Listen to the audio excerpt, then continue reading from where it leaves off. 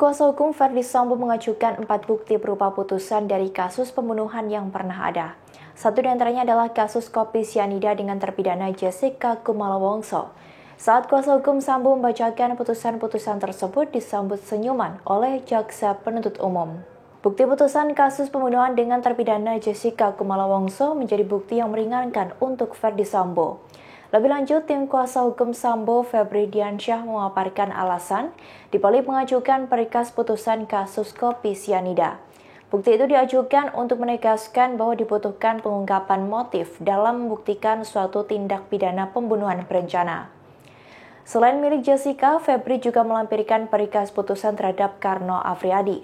Dalam putusan waktu itu menekankan tentang adanya kebutuhan wajib jangka waktu dan kondisi tenang bagi terdakwa.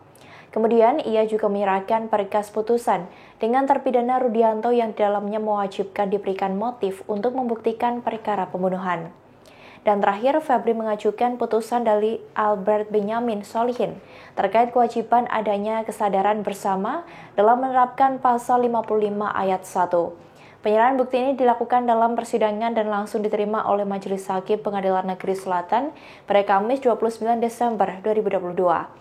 Diberitakan sebelumnya, Elwi Daniel, saksi ahli meringankan Ferdy Sambo menyebut bahwa motif menjadi hal yang penting untuk pembuktian kasus pembunuhan berencana.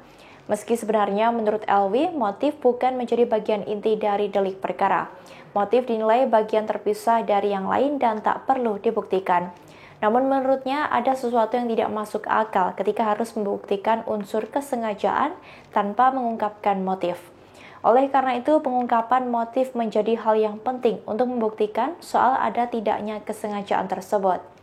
Sehingga menurut Elwi, jika jaksa penuntut umum tidak mampu membuktikan motif dalam perkara pembunuhan berencana, maka pembuktian soal kesengajaan juga tidak bisa dibuktikan. Pasal 338 dan juga penerapan pasal 55 KUHP. Untuk bukti B32 kami mengajukan 4 keputusan, yaitu putusan dengan terdakwa Jessica Kumala Wongso yang menegaskan dibutuhkannya motif dalam pembuktian.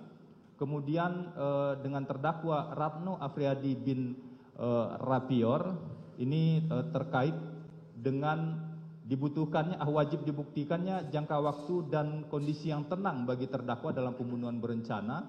Kemudian putusan dengan terdakwa Rudianto terkait dengan wajibnya dibuktikan motif dalam perkara pembunuhan, khususnya pembunuhan berencana, dan putusan atas nama Albert Benyamin Solihin terkait dengan diwajibkannya ada kesadaran bersama dalam penerapan pasal 55 ayat 1 ke 1 KUHP khususnya turut serta. Kemudian ada bukti B33, satu rangkap BAP Richard Eliezer Pudihang Lumiu, print out.